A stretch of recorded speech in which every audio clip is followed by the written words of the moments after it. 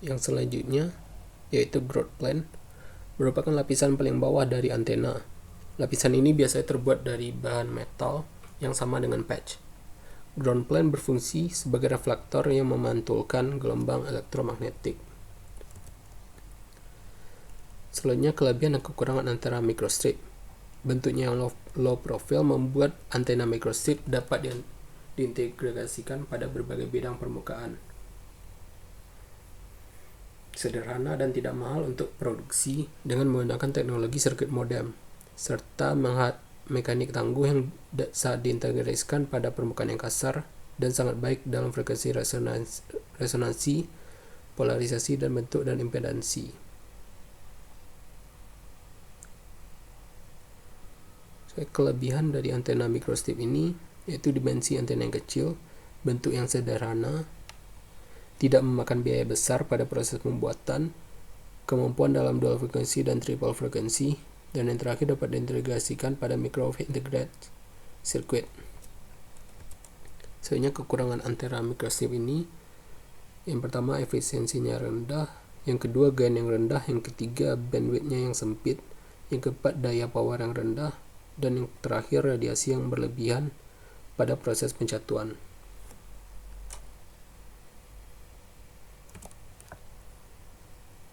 Soalnya parameter umum antena microstrip, yaitu ada impedansi masukan. Impedansi masukan merupakan impedansi sebuah antena pada terminal masukan sebagai perbandingan antara besarnya tegangan terhadap arus. Soalnya itu voltage standing wave ratio, yang merupakan perbandingan antara amplitudo gelombang berdiri, gelombang Vmax dengan Vmin. Pada saluran transmisi ada dua komponen gelombang tegangan, yaitu tegangan yang dikirim V0 dan tegangan yang direfleksikan V0min. Perbandingan antara tegangan yang direfleksikan dengan tegangan yang dikirim disebut dengan koefisien refleksi tegangan. Kondisi paling baik adalah ketika VSWR bernilai 1, yang berarti tidak adanya refleksi ketiga saluran dalam keadaan matching sempurna. Namun kondisi ini pada praktiknya sulit untuk didapatkan. Oleh karena itu, nilai standar VSWR yang diizinkan untuk fabrikasi antena adalah VSWR yang kecil atau sama dari 2. Selanjutnya yang ketiga yaitu return loss, yang merupakan parameter dari antena yang menunjukkan koefisien pantul dalam bentuk logaritmis, yang menunjukkan daya yang hilang karena antena dan saluran transmisi yang tidak matching. Dengan menghubungkan kedua persamaan di atas, dapat kita lihat bahwa nilai return loss sangat bergantung pada nilai VSWR, di mana bila diinginkan VSWR kecil dari 2, maka nilai return loss akan sebesar min 9,54 dB, sehingga antena itu akan dikatakan baik bila memiliki nilai return loss yang kurang dari min 9,54 dB. Yang keempat, bandwidth. Bandwidth merupakan suatu antena yang didefinisikan sebagai rentang frekuensi di mana kerja antena yang berhubungan dengan beberapa karakteristik seperti impedansi masukan, polarisasi, bandwidth, polaradiasi, gain, efisiensi, VSWR, dan return loss yang memenuhi spesifikasi standar. Yang kelima, gain. Ada dua jenis gain pada antena, yaitu gain absolut dan gain relatif. Yang keempat, polaradiasi. Polarisasi antena adalah polarisasi dari gelombang yang ditransmisikan oleh antena. Jika arah tidak ditentukan, maka polarisasi merupakan polarisasi pada arah gain maksimum.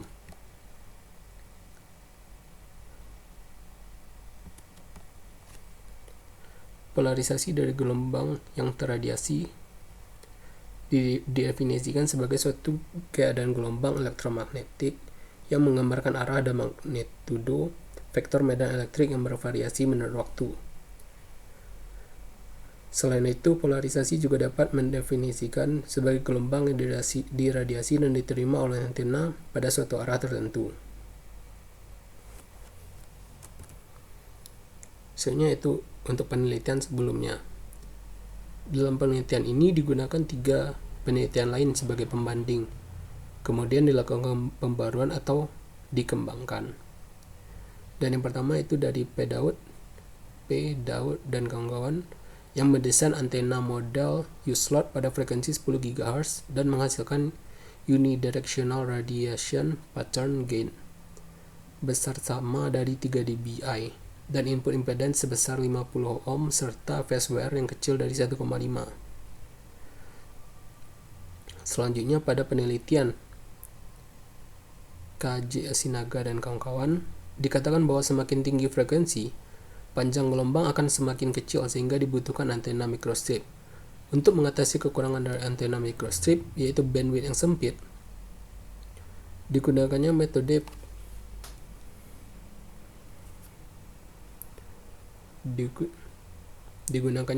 pemberian slot berbentuk U-slot serta metode catuan dengan insert feed.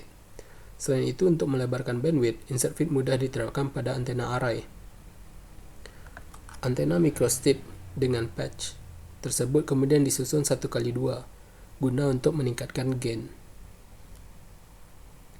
Sebagai pembagi daya ke masing-masing elemen, digunakan pembagi daya sederhana, yaitu T-junction.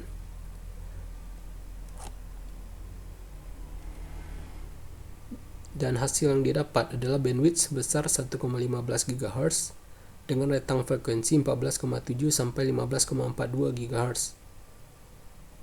Dengan return loss terendah yaitu min 20,9 dB dan frekuensi tengah 14,9 GHz. Pola radiasi mengarah ke satu sumbu menandakan bentuk unidirectional dengan peak gain mencapai 9,936 dB. Sedangkan untuk bentuk polarisasi yang didapat adalah linear karena maksimum akselerasi rasio yang dicapai sebesar 985,3817. Selanjutnya dari M.R.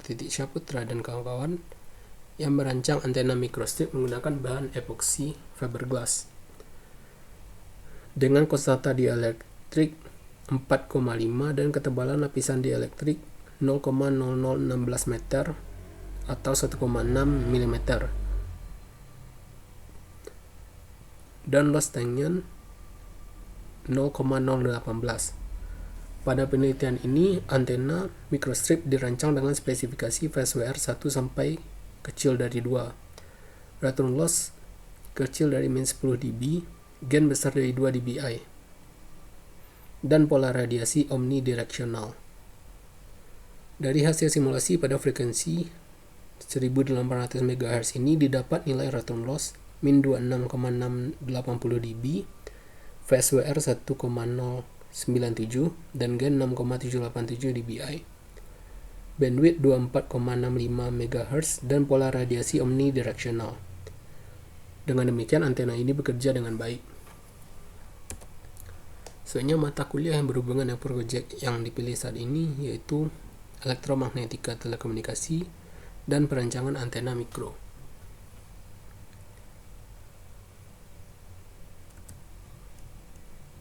Sebenarnya bab 3 yaitu metodologi penelitian.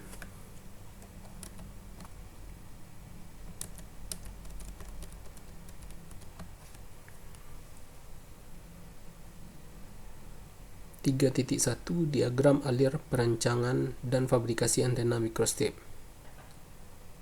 Untuk dapat merancang suatu antena dibutuhkannya diagram alir yang merupakan gambar